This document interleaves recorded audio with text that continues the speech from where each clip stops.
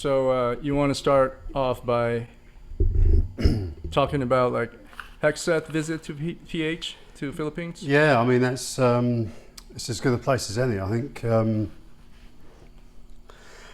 mean, if you read the newspaper report, I'm not sure if it was in the official journal, the Philippine News Agency, or it was just in the media. But the statements were, "You can rely upon the United States." Right? I mean, this is the story that they're here to tell. And then it goes back into, the Philippines, has been our closest partner since we invaded you and took you over, blah, blah, blah. And you don't need to worry about anything. But it's if you actually look at the statement carefully, it doesn't talk about, at least the statement I read, it doesn't say we're here to provide sovereignty, security to the Philippines. It says Philippine sovereignty of the West Philippine Sea or the South China Sea. Yes. In other words, really what it's saying is, okay, you guys are next to the bit of water that we want, and therefore we're going to do what we want, and then you're there, right? So it's not, we're standing by the Philippines, come what may. So if Indonesia attacks, we'll come and protect you. Not that that's going to happen. It's this piece of water, which is necessary to navigate through the Magellan Straits and off, towards India and the Suez. That's the bit we're interested in, and that's the bit you can rely upon the United States to protect. Brackets Philippines. So, and of course the question is, well, it's not really a question. I mean, the unwritten point is, what bit of a United States guarantee can you actually take to the bank? What is a United States guarantee, and what does it mean anymore? Because all of what we thought were rock solid, I can't think of any more metaphors or similes, concrete guarantees from the United States around the world, particularly let's say with Europe or Canada, for crying out loud. The closest allies have been shattered. I mean, fatally, if not shattered, then fatally cracked, so that you can't rely on them. At the same time, the only country in the whole world that's standing by Israel in its absolutely appalling actions in Gaza, way out of proportion to the actions that they suffered, appalling as they were. The United States is on its own. In terms of supporting the Netanyahu government. I mean, I think it's hard. You can't just say Israel, right? Because there's lots of divisions. But so,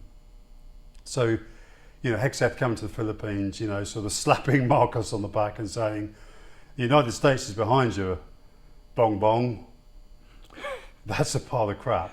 Your question is exactly how much are they prepared to put in the military budgets, or are they here to ask for the budgets? Ask for Philippine military budgets? Yeah. No, they don't care about Philippine military budgets because it's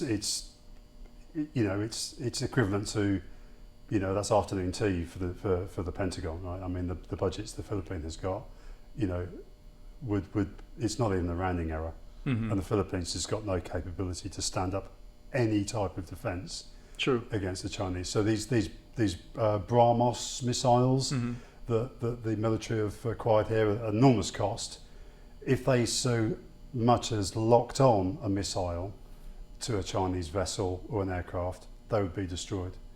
And the Chinese J-20 fighter, stealth fighter, would engage and destroy every single Philippine aircraft in the air. I mean, the entire Philippine Air Force, if it was deployed into the air, a single J-20 would take it down in a few minutes. Yeah. So the Philippine defence budget, the budget itself is absurd, and the whole idea of a Philippine defence just is it's a non-entity. It doesn't.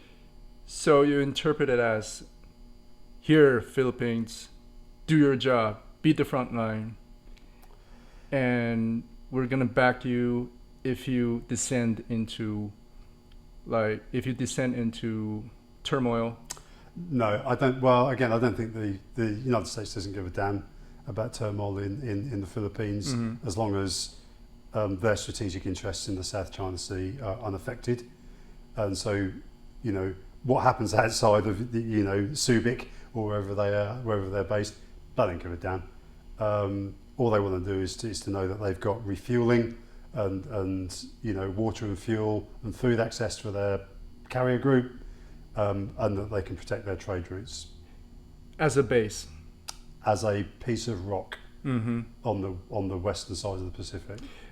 It's interesting because back in the days when Obama was in reign, he came here, he signed I don't know, I forgot what kind of agreement with, at the time it was Aquino. He was in charge, and then he signed a piece of paper, and then it's nothing really substantial, but I don't know if US at that time understands that their presence in APAC, in Asia Pacific, it needs to mean much more than that. Well, so again, this is the backdrop. Previously, the United States is still globally hegemonic, right? So it's one of the really 3, possibly 4 blue sea navies, right? So you've got United States, United Kingdom, France, Russia. Okay, so that's 4, isn't it? So those are your blue sea navies. The Chinese navy isn't blue sea. So it's a combination of kind of security bubble and trade and diplomatic relationships in order to contain the growth of China, and to some extent Russia, and to split off those kind of what the United States regards as kind of rogue nations, Iran, possibly even Brazil, but those types of countries. Axis. You call them Axis if you like, in the historical context, is to split those off from each other and try and prevent them from forming this kind of BRICS, Brazil, Russia, India, China, South Africa, Indonesia as well. But that framework of global hegemonic power, which is military, economic, diplomatic, financial, and so on and so forth, it is shattered now, and so the US has basically gone back to its own borders. This America First policy is a contradiction to global hegemonic power, right? Because you can't say, well, the world has got to operate this way, because these are the values that we stand by, and these are the values that our allies stand by. Here's the chorus of voices to support that. Now it's just American voices. Do you think that shattering of alliances, it happened during Trump's terms, or you think it happened way earlier, even during Biden or Obama? Well, I don't think that it's just, no, it certainly isn't just Trump. I mean, he's the one that's obviously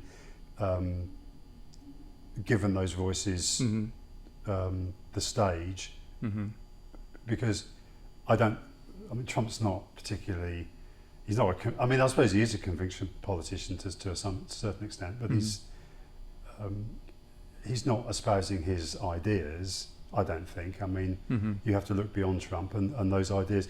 American isolationism is just a feature of American politics, has been since the beginning of the United States, in 1775, before it was, before it became the United States. Or you can say the emphasis really started since the McKinley era. That's 1890s, isn't it? You're at the turn of the century. Okay. Yeah. And then but things are different. Back then, they were the military industrial powerhouse.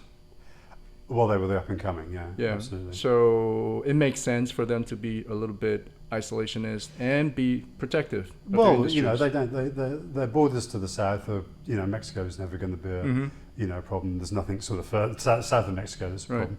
And Canada was never a problem because it was essentially a friendly nation. There were differences, but and then you've got the oceans on the east and west coast. It's not like Poland, that's got Germany sort of shoved up against one side and Russia shoved up against the other. the United States has nothing to fear for it was only really, I suppose, it was the Japanese that broke that myth, because through industrialization they were able to sort of deploy, serious naval forces into US territory, or at least to Hawaii. So America was land of milk and honey. I thought the Hegseth, what do you think of Hegseth? They were doing PT together with the troops. I thought he kind of projected a different image of American officials, like with a tattoo. And then you can tell that tattoo was pretty new. It was recently done, right? Really? Oh, did you see the... no, I haven't seen that. So he was in T-shirts, and he was doing like PT with the troops, with Philippine troops, with American Marines, I think. Okay. So that kind of projects a different image of what we used to know as the American politicians. Interesting. I hadn't seen that. I mean, I think that's it's good copy, isn't it? I mean, you want I suppose it plays well with people if you're shown to be sort of young and yes, you have definitely youth and vitality on your side. But and then people kind of forget about the signal gate. At least in this part of the world. Okay, that's interesting. Right now we're there.